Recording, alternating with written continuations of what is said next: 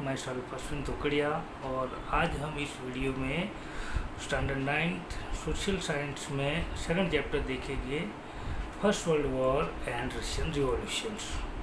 तो the yearning of the western European countries for expansion of the empire and acquire new territories resulted in this countries going to Asia and Africa. तो उस समय western European countries में ये होड़ लगी थी कि भाई कौन अपना एम्पायर वो ज़्यादा एक्सपेंड करे, कौन ज़्यादा से ज़्यादा टेरिटरियों पर अपना कब्जा करे।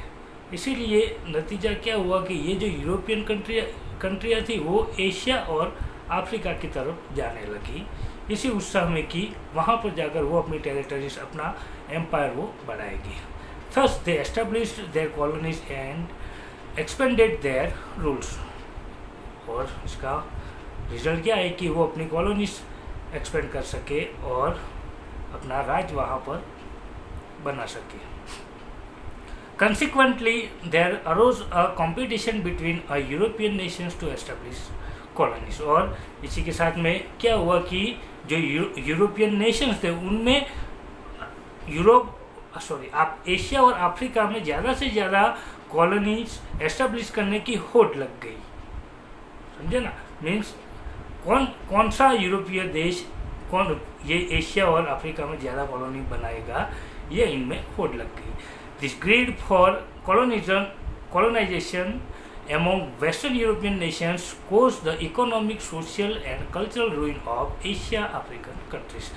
और ये जो वेस्टर्न यूरोपियन कंट्रियों की लालच थी, इसकी वजह से एशिया और अफ्रीका की कई सारी कंट्रियों को इकोनॉमिक, सोशली और कल्चरली काफ़ी नुकसान झेलना पड़ा। मीन्स उनका वो पूरी की तरह रुइन हो गई।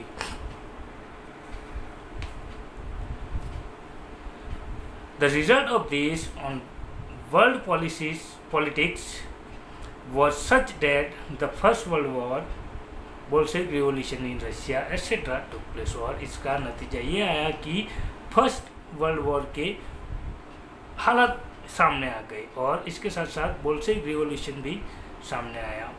तो हम देखते हैं कि western European colonisation in Asia Africa, तो किस तरह का था वेस्टर्न यूरोप और कॉलोनाइजेशन जो एशिया और अफ्रीका में था वो।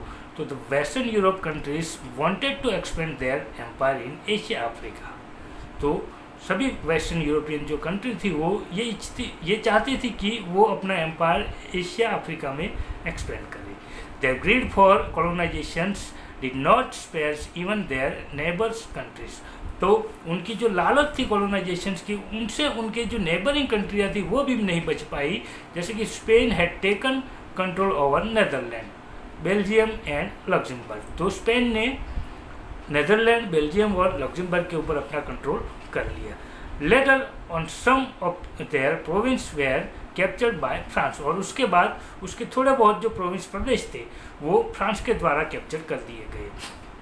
When the Portuguese king died without an heir, Portugal came under the rule of Spanish king because of his blood relation. और जब पोर्टुगल का राजा किसी भी मीन्स उसकी संतान नहीं थी, इसीलिए पोर्टुगल के राजा के जो स्पेनिश किंग था उसके साथ ब्लड के रिलेशन थे। तो क्या हुआ कि पोर्टुगल का जो राज था वो स्पेनिश के राजा ने अपने अंडर कंट्रोल में कर लिया, मीन्स उसे हथिया लिया। So for 6 decades the monopoly of establishing in non-European countries was with Spain। तो 6 दशकों तक ये जो मोनोपोली है जो दूसरे कंट्रियों में जाकर अपनी कॉलोनीज एस्टेब्लिश करने की, वो यहीं से शुरू हो गई। मीन्स स्पेन ने ही शुरू की थी।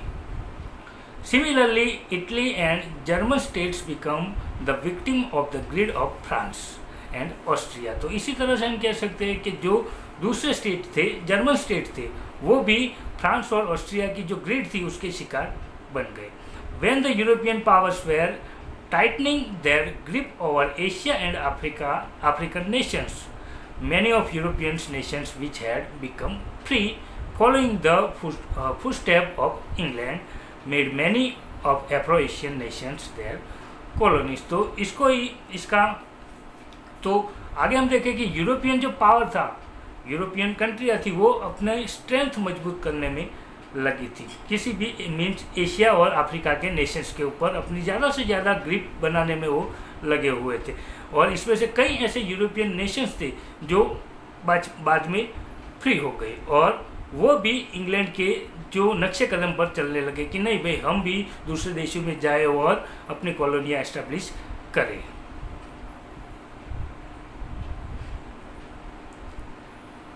तो सबसे पहले देखते हैं कॉलोनिज्म इन एशिया। तो after strengthening its grip over India, England expand its empire in Sri Lanka, Myanmar, Singapore and Malaysia. तो इंडिया में अपनी ग्रिप मजबूत करने के बाद इंग्लैंड श्रीलंका, म्यांमार, सिंगापुर और मलेशिया को जीतने के लिए, वहाँ पर अपनी कॉलोनियाँ एस्टेब्लिश करने के लिए, अपना एम्पायर बनाने के लिए वो वहाँ पर गए। England and China also, but due to the opium trade between England and China, there were 1839 to 1842। तो उसके बाद इंग्लैंड चाइना में भी अपना एम्पायर एस्टेब्लिश करने के लिए गया, पर चाइना और इंग्लैंड के बीच में ओपियम ट्रेड चलता है। ओपियम यानी कि हम आज के ज़माने में कहते हैं ना, वो अफीम का व्यापार चलता था, पर which came to be known as opium war. और इसी व्यापार की वजह से ये चाइना और इंग्लैंड के बीच में जो कहाँ सुनी हुई जो वॉर हुआ, उसे हम ओपियम वॉर के नाम से जानते हैं। China lost this wars and thereby lost 5 of its ports and port to England, where England could carry on their trade and thus expanded their empire. तो इसके बाद ये ओपियम वॉर में चाइना की हार हुई, तो इंग्लैंड ने क्या किया कि चाइना के जो 5 बड़े बड़े पोर्ट थे वो अपने अंडर कंट्रोल कर लिए, जिससे वो अपना व्यापार चाइना में भी चलाने में कामयाब हो गया, और इस तरह से उसने अपना एम्पायर चाइना में भी एक्सपेंड कर दिया। Taking advantage of चाइना's weakness, Japan, Russia, Germany, France, Belgium and America also acquired trade and political right. तो इसी एडवांटेज का फ़ायदा लेकर, चाइना की वीकनेस का फ़ायदा लेकर Japan, Russia, Germany, France, Belgium और अमेरिका भी अपने वहाँ पर चाइना में जाकर अपने पॉलिटिकल राइट वो एक्वायर करने लगे। तो innermost oil resources in desert regions of west Asia attracted the European to establish colonies there. तो जो वेस्ट एशिया में आए हुए भारी मात्रा में, वेस्ट एशिया के डेजर्ट रीजन में आए हुए भारी मात्रा में जो तेल मिलता है, वहाँ से ये जो यूरोपियन कंट्रियाँ हैं वो उससे आकर्षित हुई और वहाँ पर जाकर अपनी कॉलोनियाँ एस्टेब्लिश करने के लिए उन्होंने ठान ली। England, Germany, Russia and America establish oil companies in Iran, Iraq, Kuwait, Saudi Arabia and Bahrain and also made effort to take care of their own interest. तो उसके बाद क्या हुआ कि इंग्लैंड, जर्मनी, रशिया और अमेरिका जैसे बड़े बड़े देशों ने Iran, Iraq, Kuwait, Saudi Arabia और बहरीन जैसे देशों में जाकर अपनी कॉलोनियाँ एस्टेब्लिश वहाँ पर जाकर अपनी कॉलोनियाँ एस्टेब्लिश वो करने लगे, और मीन्स ज़्यादा से ज़्यादा उनके ऊपर ध्यान देने लगे। तो कॉलोनियलिज्म इन अफ्रीका। तो the Dutch establish its colony for the first time at the end of 15th century in South Africa. तो साउथ अफ्रीका में सबसे पहले डच लोगों ने 15वीं सदी में अपनी कॉलोनी एस्टेब्लिश की। एंड आफ्टर दैट, इसके बाद England and France establish their colony in Cape and Algeria in North Africa respectively. उसके बाद क्या हुआ कि इंग्लैंड और फ्रांस ने बारी बारी नॉर्थ अफ्रीका के कैप और अल्जीरिया प्रोविंस में अपनी कॉलोनियाँ एस्टेब्लिश की। The vast province of Africa seem quite suitable for acquiring raw material and selling ready product. तो ये जो अफ्रीका का जो बड़ा प्रदेश था वो किसी भी प्रकार के रॉ मटेरियल को एक्वायर करने के लिए और वहाँ पर तैयार माल बेचने के लिए ये काफ़ी सूटेबल जगह थी।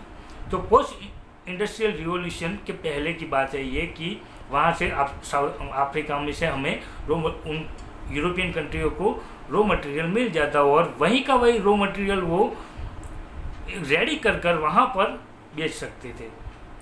And because of which European countries completed to establish colony. तो इसी का ही मीन्स ये नतीजा था कि अफ्रीका में ज़्यादा से ज़्यादा यूरोपियन देश जाकर अपनी कॉलोनियाँ एस्टेब्लिश करना चाहते थे।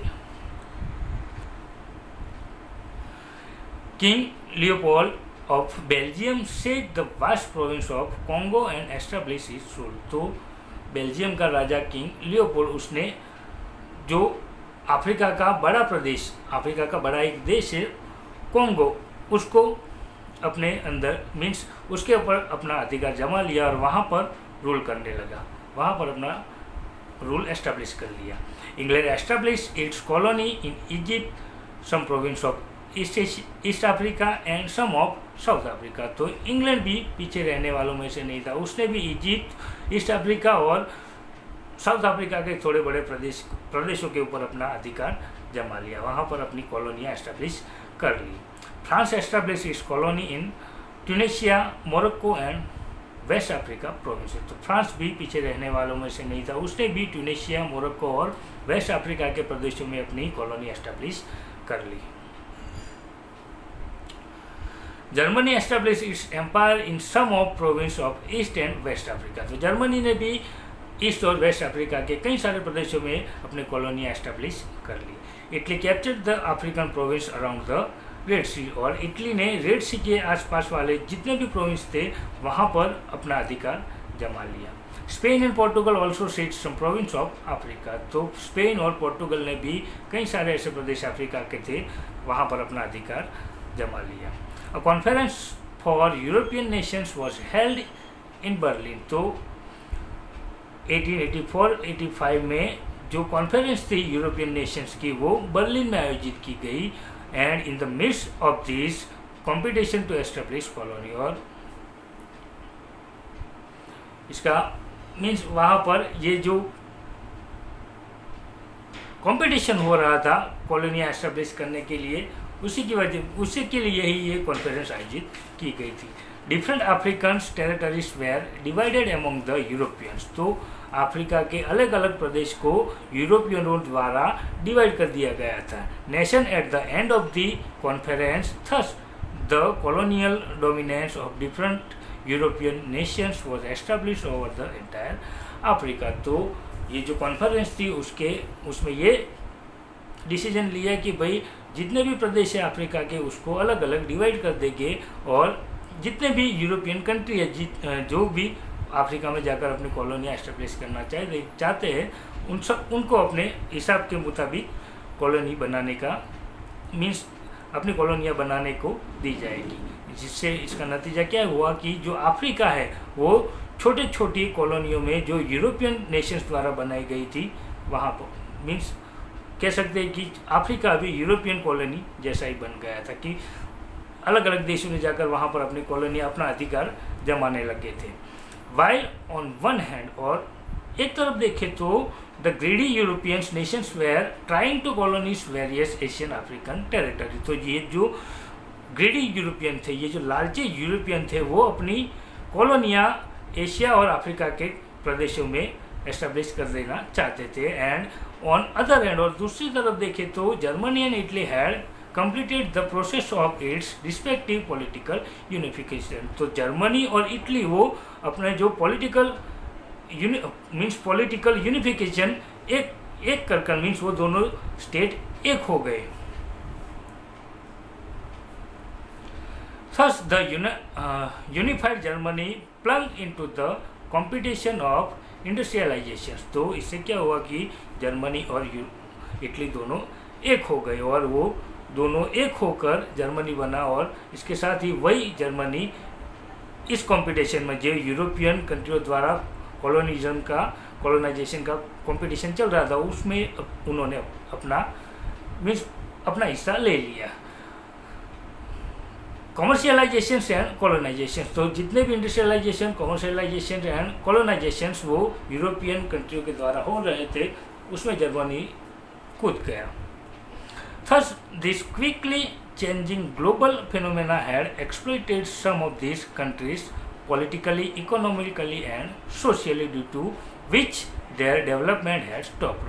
तो इसका नतीजा क्या हुआ कि कई ऐसे देश है जो पॉलिटिकली, इकोनॉमिकली और सोशली पूरी तरह से ख़त्म हो गए, उनकी डेवलपमेंट रुक गई, क्योंकि वहाँ क्या चल रहा था, यूरोपीय जो कंट्रियाँ थी वो ओनली अपने आप को समृद्ध करने के लिए उन देशों को लूट ले रही थी, उन प्रदेशों में को लूट ले जा रही थी।